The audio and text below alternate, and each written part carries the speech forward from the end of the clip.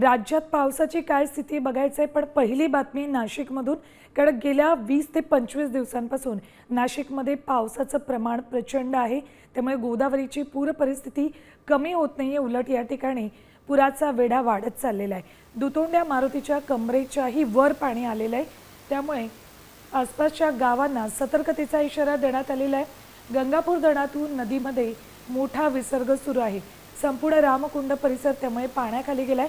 तर पुराचा इंडिकेटर समजला जाणारा दुतोंड्या मारुतीच्या कमरेच्याही वर पुराचं पाणी आलंय. अद्यापही नाशिकमध्ये संततधार सुरू आहे. त्यामुळे टप्प्याटप्प्यानं गंगापूर धरणातून विसर्ग वाढवला जाणार आहे. त्यामुळे गोदाकाठी राहणाऱ्या नागरिकांना सुरक्षित ठिकाणी जाण्याचे आदेश प्रशासनानं दिलेत. नाशिकला पुढील 2 ते 3 दिवस अलर्ट देण्यात आलेला आहे. अपडेट्स जाणून घेऊयात आमचे प्रतिनिधी तबरेज शेख यांच्याकडून. तबरेज, आत्ताची नेमकी परिस्थिती काय आहे? दृश्यांमध्ये तर अत्यंत भयावह वाटतंय.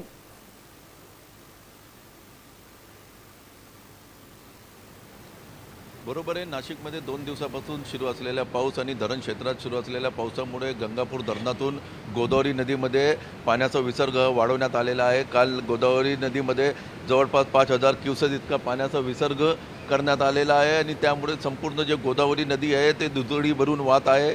तर रामकुंड परिसरात संपूर्ण पाण्याने वेढा घातलेला आहे. आपण बघू शकतोय का या रामकुंड परिसरातील जे अनेक मंदिर होते ते पाण्याखाली गेलेले आहे. तर अनेक दुकाने या ठिकाणी बंद करण्यात आलेले आहे, कारण दुकानापर्यंत जो पुराचं पाणी आहे ते पाणी पोहोचलेलं आहे. एकूणच नाशिकमध्ये 2 दिवसापासून पावसाची संततधार सुरू आहे आणि त्यामुळे नाशिक जिल्ह्यातील अनेक धरण भरलेले आहे. तर अनेक धरणातून पाण्याचा विसर्ग देखील आता वाढवण्यात आलेला आहे. गोदावरी नदीवर देखील गोदावरी नदीमध्ये देखील पाण्याचा विसर्ग वाढवण्यात आल्याने गोदावरी नदीला आता पूर आलेला आहे. गोदावरी नदी आता धोक्याची पातळी जवळ पोहोचलेली आहे.